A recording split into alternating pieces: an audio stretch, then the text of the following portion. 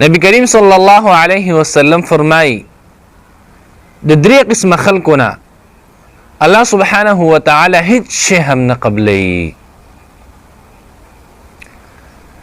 د دې نیک اعمال څومره نیک اعمال چې کړي، که هغه زکاتی، که هغه روجی، که هغه حجی، که هغه منځونه، که صدقی، که نور نیک عبادتونه، الله سبحانه وتعالى د انسان نه یو نیکی هم نه قبلي. ځان باید پوهه کو دا څوک دي دا خلک چې الله سبحانه وتعالى ته هیڅ شی هم نه قبلي.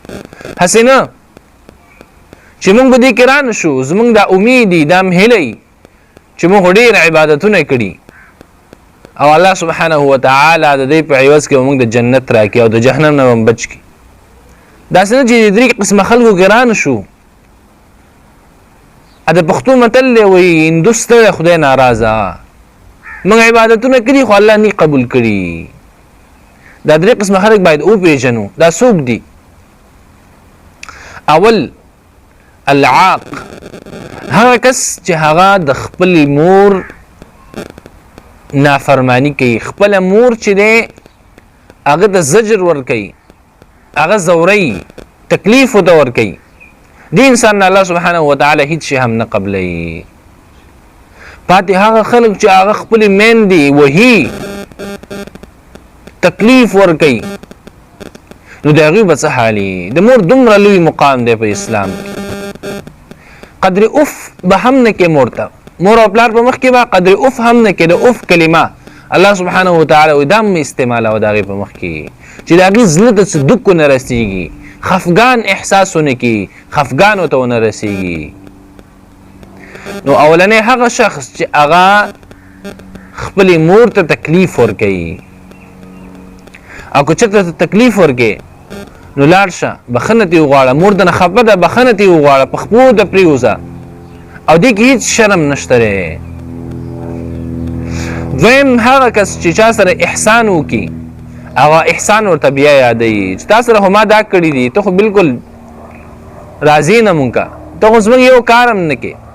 خپل احسان ورته بار بار یادوي، تاسو خو ما دا ښه کړي دي، ته خو بالکل تا باندې خو ښه ښکاري نه یار. داسې خبرې کوي. هر ځای کې چې خپل احسان اثبات دي، خپل هغه ښه چې کړي به د انسان بس غلام کړي د ځان بالکل، به چې ته زه چې یم هغه به کوې. چې کله یو انسان چا سره ښه کوي، نیکي کوي او هغه به اثبات دي، بار بار دې شخص ته یادوي، نو دغه انسان عملونه الله سبحانه وتعالى نه قبلوي.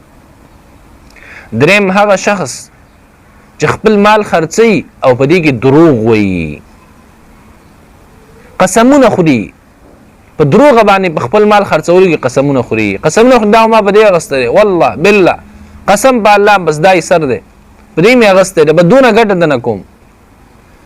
مال خپل خرڅوي او په دروغ په دې باندې قسمونه خوري، نو دغه انسان عملونه الله سبحانه وتعالى بالکل نه قبلوي. کو چېرته ته په دې دریو کې نو توبې دروازه لا بنده نه ده، اوس الله سبحانه وتعالى توبه وباسه او الله سبحانه وتعالى بخون کې د ټولو ګناهونو. ان الله يغفر الذنوب جميعا، الله انسان ته ټول ګناهونه معاف کوي چې کله انسان الله ته رجوع کوي او الله توبه وباسي.